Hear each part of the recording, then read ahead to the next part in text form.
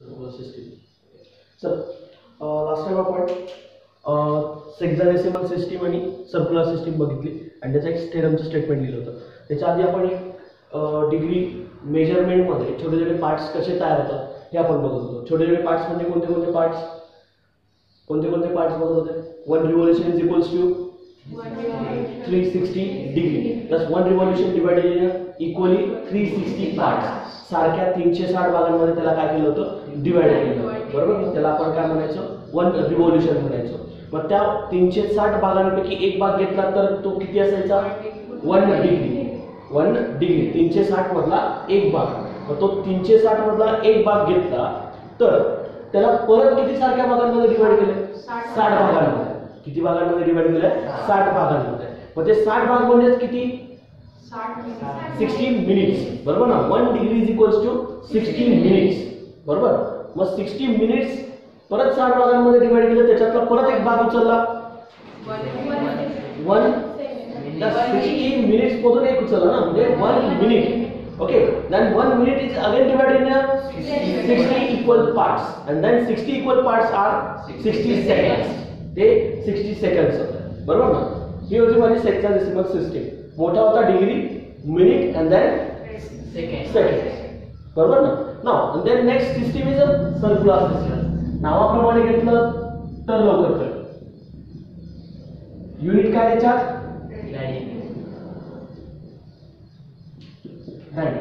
बरोबर ना. मग आता हे जे युनिट आपला रेग्युलर जसं डिग्री जसं होतं त्याच पद्धतीने कॉमन होऊन जाईल. रेडियन हा एक कॉमन पार्ट असेल. जसं आपण डिग्री घेतो त्याच पद्धतीने रेडियन सुद्धा कसं असेल, कॉमन राहणार. फक्त एवढंच की त्या मेन्शन किंवा मेजरमेंट करायचं कसं. तुम्ही डिग्री म्हटलात तर तुम्ही कोण मापक घेतलं की 1 degree 2 degree 3 degree 45 degree 30 degree 60 degree असं मेन्शन करायचं. बरोबर ना. तुम्हाला त्याचं एक कनेक्शन माहिती होतं की डिग्री म्हणजे किती अमाऊंट असेल, किती रोटेशन असेल, 2 आर्म्स मध्ये किती अमाऊंट ऑफ रोटेशन होऊ शकतं, किती आपण घेऊ शकतो, टोटल एक रिव्होल्यूशन मध्ये किती येतं, हे सर्व काही आपल्याला माहिती आहे.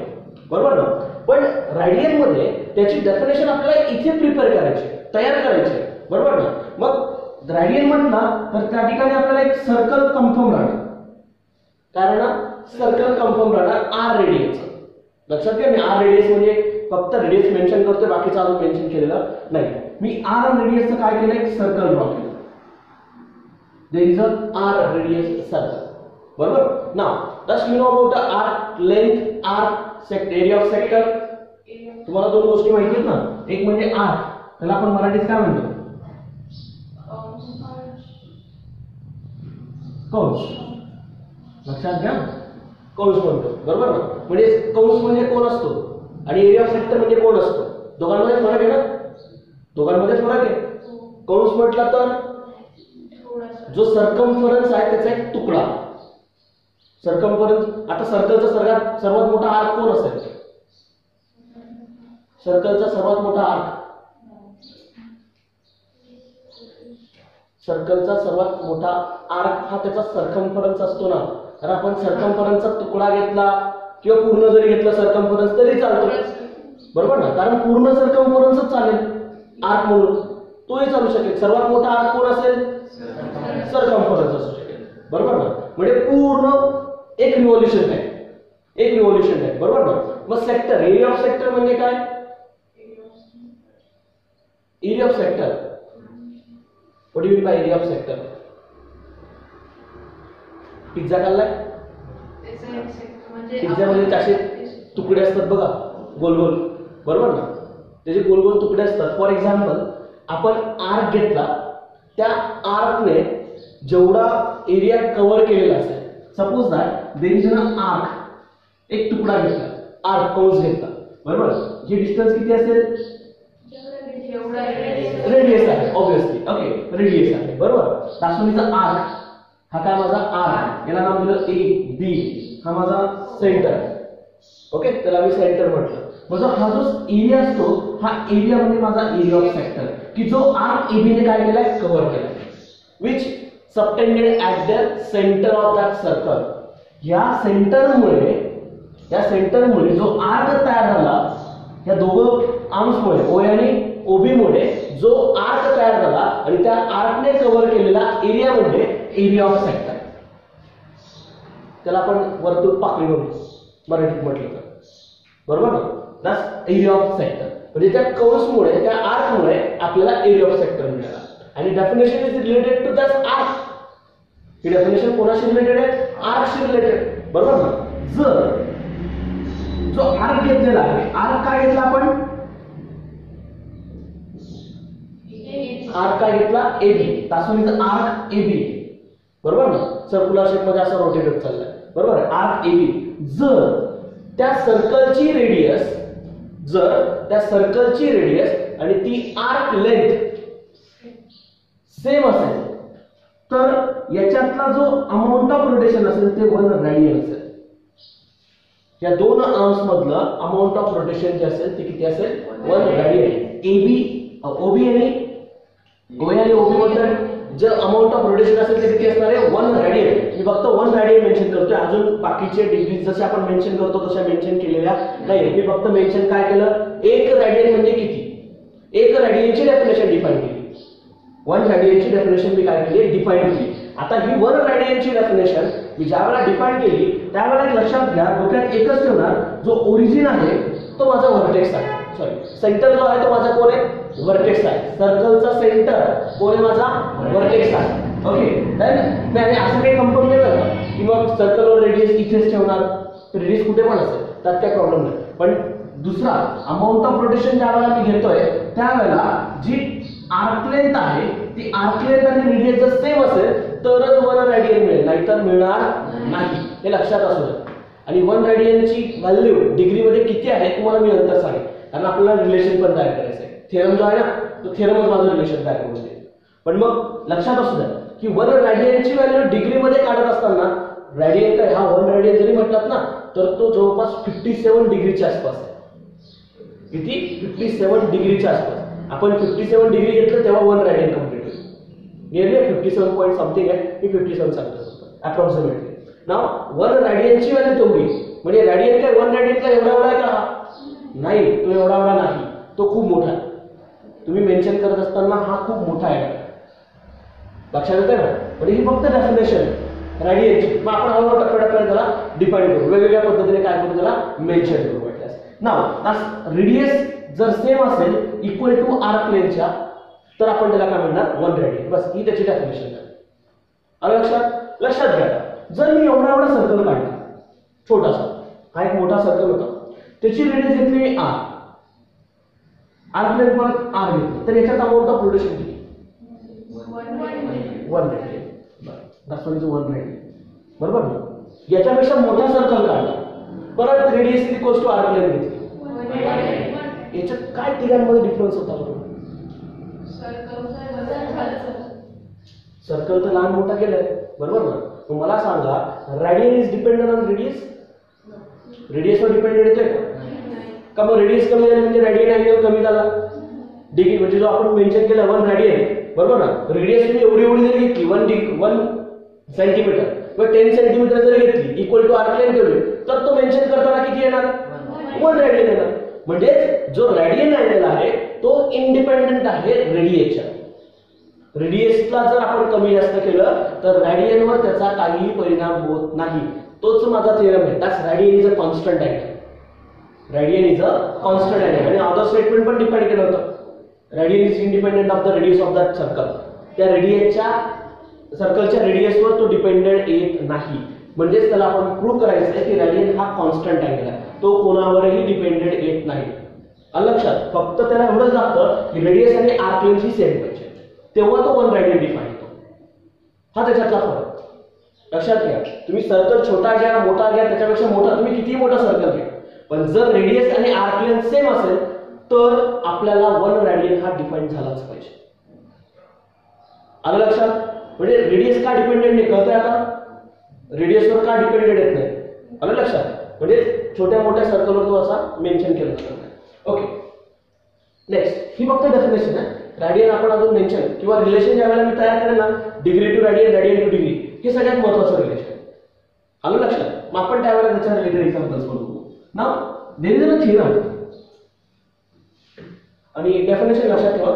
ही जी सर्कल आहे, आर्क लेंथ, रेडियस, ही एक डेफिनेशन लक्षात ठेवा. सर्कलच्या रिलेटेड प्रॉपर्टीज माहिती पाहिजे. सर्कम्फरन्सचा फॉर्म्युला, त्याचा एरियाचा फॉर्म्युला, बरोबर ना, त्याची आर्क लेंथ कशी काढली जाते, ते शेवटच्या टॉपिक मध्ये आपल्याला दोन येणारच आहे, आर्क लेंथ आणि एरिया ऑफ सेक्टर. शेवटचा जो टॉपिक आहे या चॅप्टर मधला, त्याच्यात आपल्याला याच्या रिलेटेड एक्झाम्पल करायचं आहे, बरोबर. मग आपण त्यावेळेला याच्या रिलेटेड आपण एक्झाम्पल करू. Now there is a theorem, radian is constant. And okay, now what do you mean by constant value?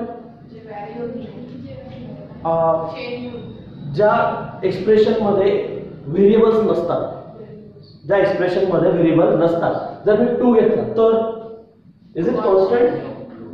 Is it constant? Constant आहे ना. हा व्हॅरी होतो का? मध्ये परत 2 होऊन जाईल, 4 होऊन जाईल, लगेच 6 होऊन जाईल, लगेच 8 होऊन जाईल, असं होतं का काही? नाही, तो व्हॅरी होत नाही, कारण तिथे व्हेरिएबलच नाही. व्हेरिएबल कोणते असतात की जे व्हॅरी होत असतात, त्यांना आपण काय म्हणतो? व्हेरिएबल म्हणतो, बरोबर ना. हा, मी फक्त असं लिहिलं 2r. Is it constant? Is it constant? नाही. r ची व्हॅल्यू माहिती आहे का? नाही. मला वाटलं r ची व्हॅल्यू मी 2 पुट करेन, मला नंतर वाटतं r ची 2 नको 5 पुट करू. पण मग व्हॅल्यू काय चालली ती? व्हॅल्यू होते. तो कोणामुळे? या r मुळे, बरोबर ना. म्हणजे लक्षात घ्या, एखाद्या कॉन्स्टंटला मल्टिप्लाय असेल तर आपल्याला तो कॉन्स्टंट म्हणता येणार नाही. म्हणजे ऑब्वियसली हा 2 कॉन्स्टंट इंटू r केलाय, बरोबर. म्हणून काय 2 पूर्ण एक्सप्रेशन काही कॉन्स्टंट आहे का? नाही, 2 कॉन्स्टंट आहे, पण r मुळे तो काय झाला? नॉन कॉन्स्टंट झाला. r मुळे तो काय झाला? नॉन कॉन्स्टंट, म्हणजे तो कॉन्स्टंट येणार नाही. हा, नुसता कॉन्स्टंट म्हणजे काय की ज्याच्यात व्हेरिएबल मिसिंग असेल, ज्याच्यात व्हेरिएबल मिसिंग असेल. फॉर एक्झाम्पल मी काल मागच्या लेक्चर मध्ये पण सांगितलं 2π. Is it constant? Is it constant? Yes, constant, because we put a pi का? Pi is an irrational number. Pi is an irrational number. That's irrational. That's one is a fixed value. 22/7 or 3.14. 3.14. That's fixed value ना. Number आहे तो. तो into number गेला की तोच number मला मिळणार. तो काही बदलणार आहे का? नाही बदलणार. That's 44/7. बदलणार नाही. आलं लक्षात? That term is a constant. Variable मधला आणि constant मधला फरक ओळखा, तेव्हा आपल्याला हा थेरम कळेल. Okay. Now radian is a constant angle, मला प्रूव्ह करायचं आहे. मग रेडियन हा कॉन्स्टंट अँगल प्रूव्ह करण्यासाठी मला एक एक्सप्रेशन तयार करावं लागेल आणि त्याच्यामध्ये प्रोपोर्शनॅलिटी थेरम पण वापरावं लागेल. काय यूज करावं लागेल मला? Proportionality theorem. Okay. Suppose that there is a definition of radian. Suppose that radius is r, then we have to define such a radian angle, 1 radian. This r plane, thus the center has a vertex OA, OB. Thus length is also r. Thus length is also r. Okay. याला prove करताना मी एकाच पद्धतीने, मला वाटलं मी 3 पद्धतीने करेन. आपल्यावर depend आहे. मी नोट्स मध्ये कोणत्या पद्धतीने घेतले मला अजून आठवत नाही, पण ते माझ्या पद्धतीने इथे असेल तर मी त्या पद्धतीने सांगेन. मी इथे 180 डिग्रीचा अँगल एक्सटेंड केला की 90 डिग्रीचा केला? 90 डिग्रीचा केला का? हां, 180 चा पण घेतलं तसं पण चालेल. काय ठीक आहे. चला, आपल्याला त्यांनी काय सांगितलं? Radian is a constant angle prove करायचा होता. ऑब्वियसली जो फायनल आन्सर मला मिळेल त्या रेडियन मध्ये व्हेरिएबल येणार नाही, तरच माझा प्रूफ काय होईल? तरच माझा प्रूफ काय होईल? बरोबर. म्हणजे काय? कॉन्स्टंट अँगल मला मिळाला पाहिजे जो रेडियन असेल तो. ना आता डेफिनेशन आपण डिफाइन करायची. काय डिफाइन करायचं सांगा? अगोदर जे दिलंय त्याला मेन्शन करा, फिगरेटिव्ह एक्सप्रेशन करा. ओके. जे अँगल घेतलाय त्याला मेन्शन करा. बाकीची गोष्ट आपण जे लिहिलं होतं ते काय लिहिलंय मला फटाफट सांगा मला. तुम्ही लिहिलं नाही का अजून? थिअरी नाही लिहिलं? पहिल्या चॅप्टरची थिअरी टाकली की नाही वाटतं? Take a point A, B, C, A, O, B.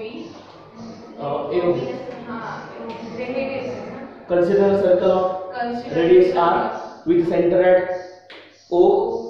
Mention झालं. ओके. कन्सिडर सर्कल जे आपल्याला दिसतंय ते मेन्शन करा. Of radius, Let be the radius r, O, r with the center at O. चालेल. तर आपण काय म्हटलं? वर्टेक्स, बरोबर ना. Okay. Now take arc length r म्हणजे जी AB आहे, take arc AB which is equals to OA, radius. radius. Okay, which is equals to radius. Okay, then you have to mention as angle AOB equal to measure of angle AOB equals to 1 radian. Okay, now आता मला constant prove करायचा आहे. त्याच्यात दोन parts मला extend करायचे. एक म्हणजे त्याचा सर्कमफरन्सचा फॉर्म्युला मला तयार करायचा आहे. मला आधी काय करावं लागेल, सर्कमफरन्सच्या फॉर्म्युल्याचा वापर करून मला याच्यात जो सर्कमफरन्स, एक लक्षात घ्या, सर्कमफरन्स मध्ये एक लेंथ आहे बरोबर ना. एक फक्त ती बाउंड्री आहे, ती बाउंड्री आहे. मग त्या बाउंड्रीचा वापर मला याच्यात करायचा आहे. हे मेन्शन करत असताना मला त्या बाउंड्रीचा वापर करायचा आहे. जर मी त्या डिग्रीचा रिलेशन तयार करायचा प्रयत्न करेल तर इथे आपण एक असं सपोज आहे 90 डिग्रीचा अँगल तयार करतो. किती डिग्रीचा केला? हा सुद्धा आर आहे, याला मी सी म्हटलं, किंवा मी इकडे जर एक्सटेंड केला असं तरी चालेल, 180 डिग्रीचा तरी चालेल. मग दाखवून जातो आर्क ए बी सी, हा एवढा आर्क आहे बरोबर. त्याच्यात अँगल किती आहे बरं? AOC the measurement of angle AOC equal to 90 degree. Thus measurement of angle AOC is equals to 90 degree. लक्षात घ्या, डिग्री आणि रेडियनचे रिलेशन तयार करण्यासाठी मी हे तयार करतो. तुम्हाला माहिती आहे की जर perpendicular OC is perpendicular on OA, then we have to get a 90 degree angle between them. Then we have to define such an angle. और म्हणजे जे स्टँडर्ड अँगल तेच मेन्शन करू. एक तर 180 एक तर 90. 180 पण चालेल, 90 पण चालेल. ओके, नाव मग आता ABC आर्क ABC ने एक्वायर्ड केलेला रिजन आपण बघू. नंतर माझ्याकडे दोन आर्क झाले.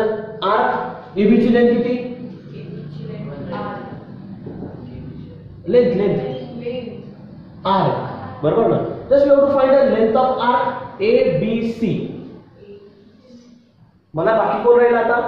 या ABC ची लेंथ बरोबर ना. आर्क ABC ची लेंथ, आणि घेताना डायरेक्ट AC नाही घ्यायचा, त्याच्यावर जे पॉइंट असतात ना कन्सिडर त्याच्यानुसार घ्यायचं. मी डायरेक्ट A वरून C वर जाऊ शकत नाही. घेताना जे पॉइंट त्या सर्कलवर येतील ते पॉइंट कव्हर करून मग तिथपर्यंत पोहोचावं लागेल ना. ABC ची लेंथ मला फाइंड आउट करायची.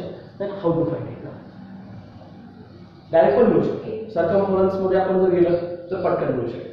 कारण जर म्हटलं या सर्कलचा 1/4 पार्ट आहे, सर्कमफरन्सचा 1/4 पार्ट आहे ना 90 डिग्री मधला AOC ने कंटेंट बरोबर ना. म्हणजे हा सर्कमफरन्स आहे, सर्कमफरन्सचा 1/4 पार्ट हा कव्हर करतोय बरोबर ना. therefore we have to length of arc ABC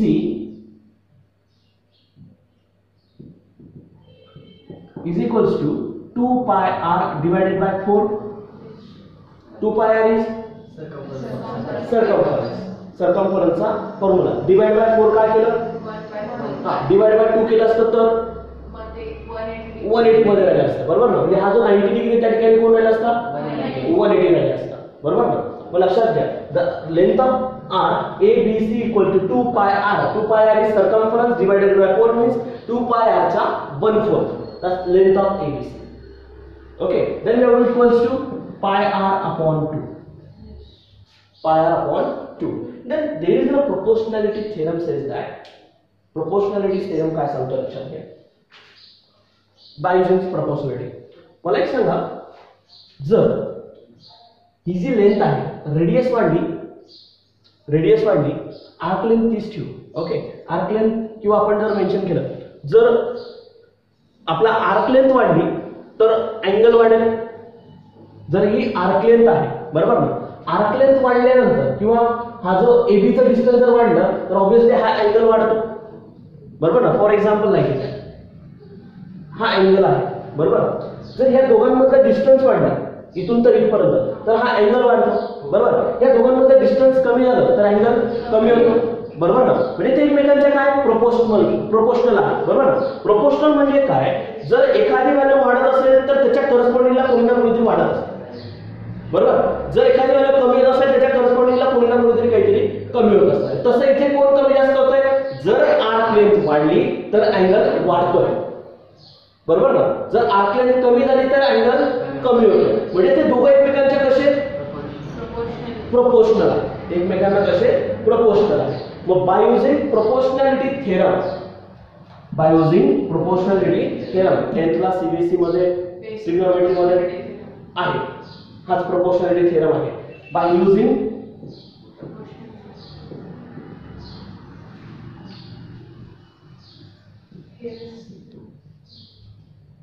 theorem. आता माझ्याकडे दोन अँगल आहेत, दोन आर्क लेंथ आहे. दोघे एकमेकांना कसे घेणार मी? प्रपोर्शनल घेणार. बरोबर. Measurement of angle AOB upon measurement of angle AOC is equals to length of arc AB upon length of arc ABC. Value काढल्या 4 इंच पुट करून द्या. 4 इंचच्या व्हॅल्यू काढल्या पुट करा. Length of measurement of angle AOB किती आहे? 190 divided by AOC 90 degree. लक्षात घ्या. मेन्शन पॉवरला युनिट मेन्शन करा. हा रेडियन वेगळा 90 डिग्री वेगळा आहे. दोघांमध्ये फरक आहे. त्याच्यात रिलेशन तयार करायचं आपल्याला. Equals to R, that's length of arc. Arc pi r upon 2. बरोबर. हा जो 2 आहे, हा 2 रेसिप्रोकल मध्ये न्यूमरेटरला काय करेल? मल्टिप्लाय. फॉर्म्युला माहिती ना अल्जेब्रा कॅल्क्युलेशन मध्ये. जर a upon b whole divided by c upon d असेल तर इक्वल टू काय मिळेल? दस न्यूमरेटरला हा डिनॉमिनेटरचा रेसिप्रोकल मल्टिप्लाय करतो. न्यूमरेटर आहे a upon b तर डिनॉमिनेटरचा रेसिप्रोकल म्हणजे d upon c. दस d upon c मल्टिप्लाय करतो. जसं याच्या डिनॉमिनेटरला कोण आहे इथे? 1. म्हणजे हा डिनॉमिनेटर पाय r upon 2 चा रेसिप्रोकल मल्टिप्लाय करेल म्हणजे काय? हा 2r ला मल्टिप्लाय करेल आणि पाय r डिनॉमिनेटरला आहे. बरोबर ना? मग त्याला मल्टिप्लाय करून द्या. Thus equals to 1 radian upon 90 degree is equals to 2r upon pi. R get cancel. Remaining term. Thus 1 radian upon 90 degree is equals to 2 upon pi. हा 90 डिग्री तिकडे जाताना मल्टिप्लाय करा. इकडची डिनॉमिनेटरची टर्म तिकडे जाताना मल्टिप्लाय करा. 1 radian is equals to 2 into 90 will be 180 degree. लक्षात घ्या. Upon pi. मला एक सांगा 1 रेडियन आहे. हा कोण आहे? 1 रेडियन. इक्वल टू चं जर एक्सप्रेशन बघा त्याच्यात तुम्हाला कुठे व्हेरिएबल दिसतोय का?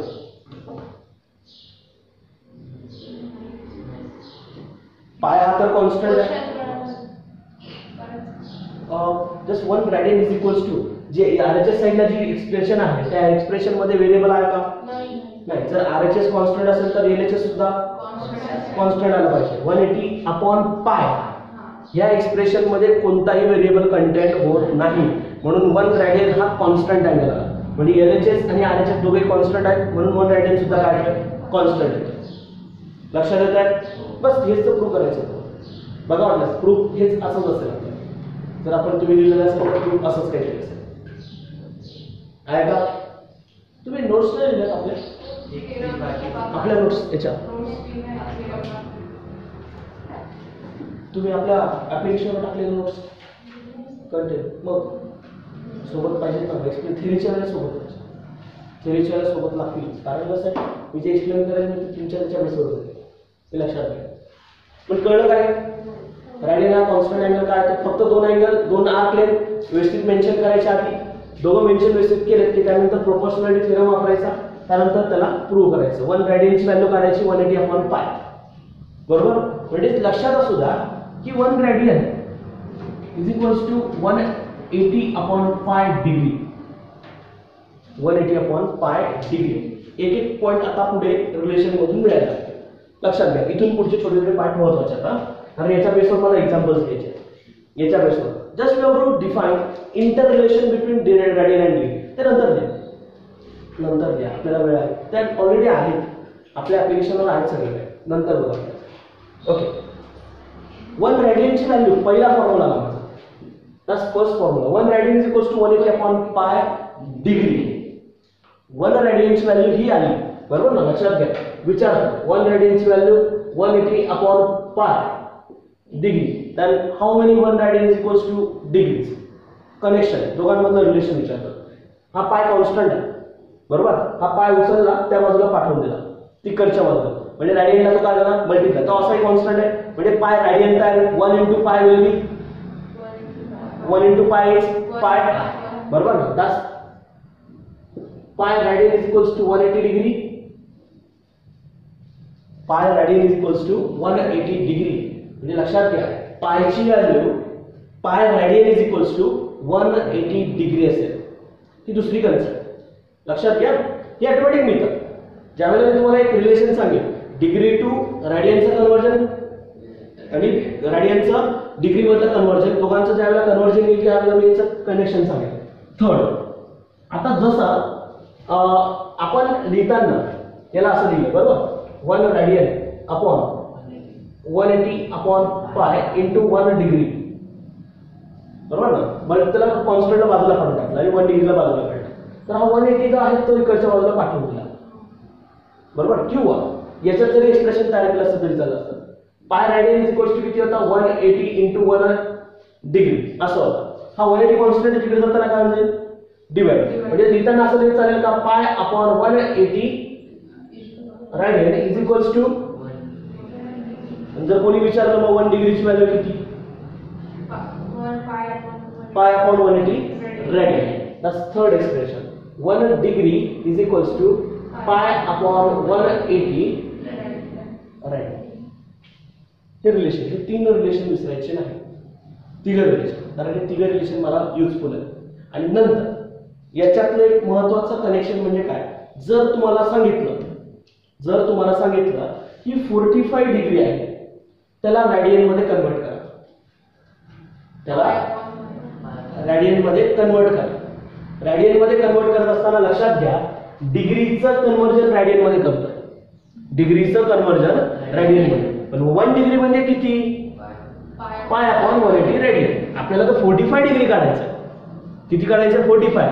मग आपल्याला मल्टिप्लाय कशाने करावं लागेल पाय अपॉन 180. दॅट्स इक्वल्स टू 45 ला मल्टिप्लाय करावं लागेल पाय अपॉन 180. दॅट्स रॅडियन मध्ये convert.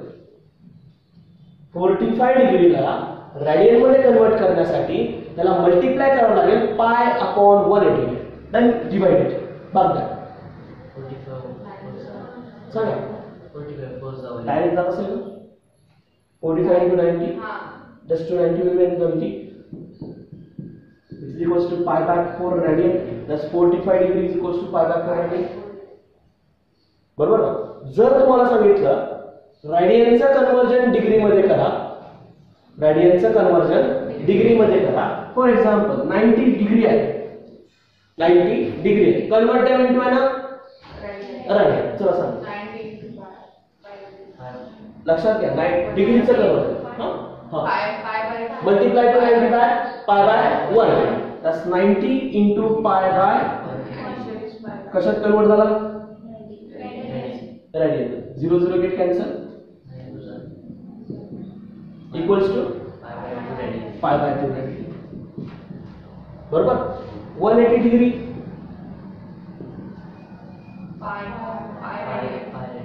Pi radian direct 180 get cancel. तेच दिलं आपण सेकंड ते मिळेल असं पण मिळेल बरोबर. चल मग जर सपोज दॅट पाय by 6 radian convert time into degree. 180 लक्षात घ्या रॅडियनचं कन्वर्जन डिग्री मध्ये 1 डिग्री इज इक्वल्स टू किती आहे 180 अपॉन पाय. तर मला तसंच पाय बाय 6 रॅडियनला कशात कन्वर्ट करायचं आहे डिग्री मध्ये. तर कितीने मल्टिप्लाय करू 180 अपॉन पाय. इथे जसं y अपॉन 180 ने केलं होतं तसं इथे काय आहे 180 upon pi. That's equals to pi by 6 into 180 upon pi. कशात कन्वर्ट झाला डिग्री मध्ये बरोबर ना. पाय पाय गेट कॅन्सल इक्वल्स टू 30. कळतंय. म्हणजे लक्षात घ्या डिग्रीचं कन्वर्जन रॅडियन मध्ये करताना काय करायचं, रॅडियनचं कन्वर्जन डिग्री मध्ये करताना काय करायचं. समजतं इथपर्यंत. ठीक आहे. तर एक्झाम्पल्स बेसिस थिअरी एवढीच होती आणि ही छोटीशी 2 फॉर्म्युलेट म्हणतात. या चॅप्टरमध्ये थिअरी एवढीच आहे, या चॅप्टरमध्ये थिअरीच एवढी. त्यामुळे आपल्याला जास्त याचं काही बनण्याची गरज पडते. चला next question number 3. Examples start करूया.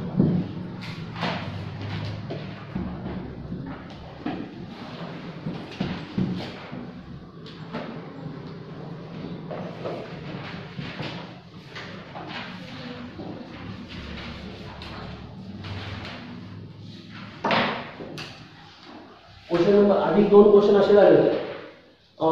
आपण त्यांना ड्रॉ करत होतो अँगल्सला पहिल्या क्वेश्चन मध्ये, बरोबर ना. दुसरा क्वेश्चन होता कोटर्मिनल अँगलचा. आता हा तिसरा क्वेश्चन. असे तिसरा क्वेश्चन नाही, मी चॅप्टर मधले क्वेश्चन डायरेक्ट नंबर वाईज ठेवला 1 2 3 एक्सरसाइज वाईज राहणार नाही. त्याच्यात तुम्हाला जर वाटत असेल की सर एक्सरसाइज वाईज सॉल्व्ह करून द्या, असं नाही. उलट एक्सरसाइज पेक्षा तुमचे जास्त एक्झाम्पल होते याच्यावर. कारण मी काय करणार, जेवढे तुमच्या चॅप्टर मध्ये ओव्हरऑल ज्या ठिकाणी एक्झाम्पल्स आहेत ते सर्व काय करेन मी एका ठिकाणी कलेक्ट करेन आणि मग त्यानंतर पुढे कंटिन्यू करेन. आलं लक्षात? Okay. Question number 3. Question is convert the following angles into radian. Convert the following angles into radians. Okay. First, 0 degree. 0 degree. 0 degree. Then how many radian? 0 degree. Then how many radian? Pi by 180 into साधारण सोबत त्याला multiply करा pi by 180. काय फरक पडेल? 0 into तिथे एक वरती लिहून ठेवा. लक्षात घ्या, तुम्हाला जर डाऊट वाटत असेल कन्वर्जन करताना, कारण दोघांमध्ये कन्फ्युजिंग असेल. कारण radian to degree, degree to radian मध्ये 180 आपण पायने मल्टिप्लाय करायचं की पाय अपॉन 180 करायचं. दोघांमध्ये साधारण सोपं पाय अपॉन 180 असेल त्यावेळेला रेडियन मध्ये कन्वर्ट करायचं, बरोबर ना. जर थीटा डिग्री मध्ये असेल तर त्याला थीटाला कितीने मल्टिप्लाय करायचं? रेडियन मध्ये, बरोबर. थीटा रेडियन मध्ये असेल तर थीटाला कितीने मल्टिप्लाय करायचं? 180 अपॉन पाय. असं काहीतरी लिहून ठेवा म्हणजे कसं तुम्हाला सोयीस्कर होईल. इक्वल टू किती आला? मल्टिप्लाय बाय 0 तर equal to 0. 0 into pi by 180 that's equals to 0. आणि अमाउंट ऑफ रोटेशनच होते ना 0 अँगल मध्ये, तर त्यामुळे विषय येत नाही. ओके. Then next 15 degree. चला करा बरं पटापट. 30 degree, 45 degree, 60 degree,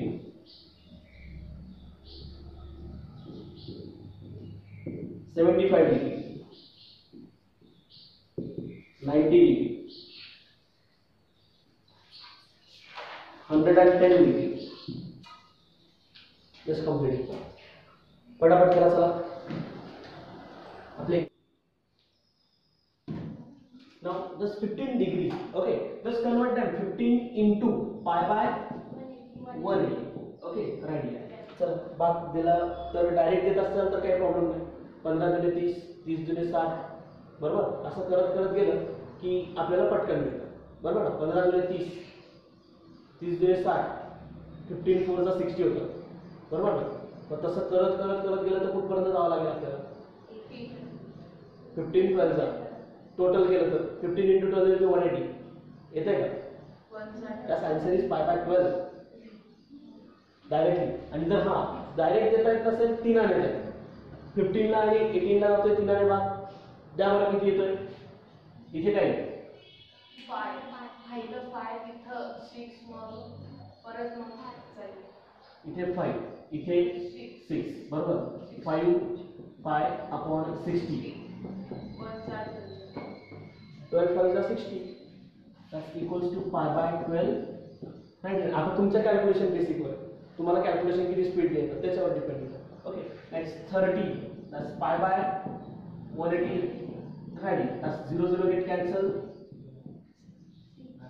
pi by 6 ready, बरोबर. Next 45 into pi by 4 that's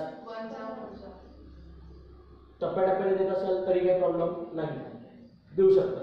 okay. पण डायरेक्ट येत असेल तर पाय बाय 4 राईट. युनिट विसरायचं नाही आहे, युनिट, कारण इकडचं तिकडचं वेगळं आहे. युनिट विसरू नका. 60 degree pi by 180 0 0 get cancel. 6 3 जा 18 that's equals to pi by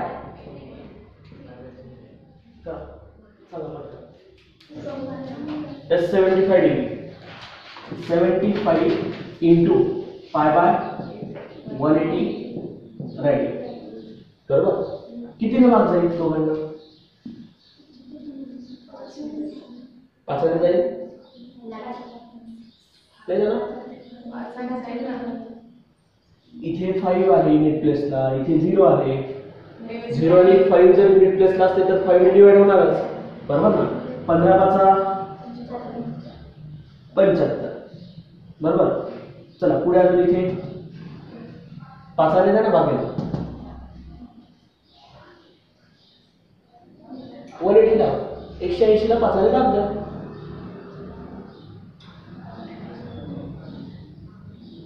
किती येतो? 36.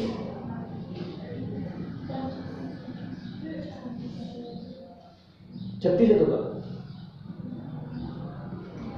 नाही.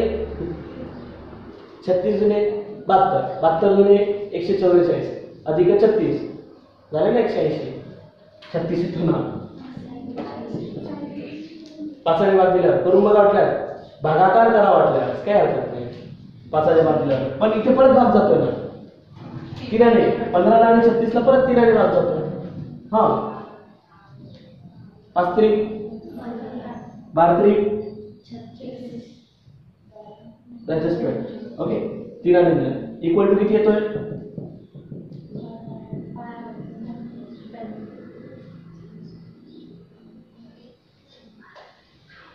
भाग देता आला पाहिजे. काय चाललंय काय माहिती. एक जनरली लक्षात घ्या, तुम्ही डिव्हिजिबिलिटी टेस्ट वापरले असतात. डिव्हिजिबिलिटी टेस्ट भागाकार येतो का? आम्ही मी तेच केले. एक साधं आणि सोपं. 5च्या मल्टिपल मध्ये असेल तर 5 ने भाग दे, 3च्या मल्टिपल मध्ये असेल 3 ने भाग दे दोघांना. आता जनरली 5च्या मल्टिपल मध्ये आला म्हणून याला 5 ने भाग दिला. भागाकार येतो ना. सांग बरं भागाकार.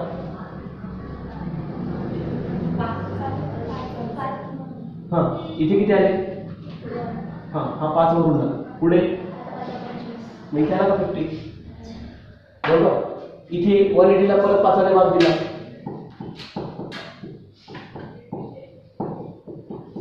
3 हाच युनिट. इथे 6 बरोबर ना. आला का 36. मी तेच केलं ना मग इथे. मग कधी कधी सोप्या गोष्टी अवघड वाटायला. मी तेच केलं, दुसरं काही केलं. ज्या नंबरने दोघांना कॉमन भाग दिलाय तो नंबर मी फक्त लिहिला तिथं.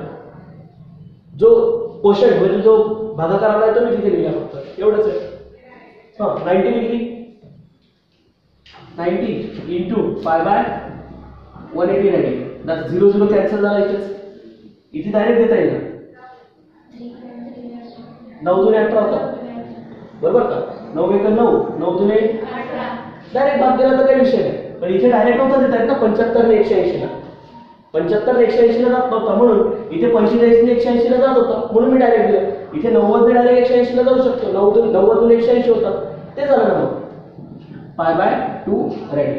इथे 110 इंटू पाय बाय 180 रेडी. परत 0 0 कॅन्सल झालं. आता मला सांगा 11 मध्ये आणि 18 मध्ये कोणी कॉमन आहे का? भाग जाईल का? नाही, कारण 11 हा प्राईम नंबर आहे. 11 ने कोणाला भाग जाणार नाही. म्हणून आपल्याला ऑब्वियसली फक्त उरलेले जे व्हॅल्यू आहे तीच ठेवतात. Pi by 180 11 pi by 180 upon 11 pi upon 18 right. चला बाकीचे एवढे होमवर्क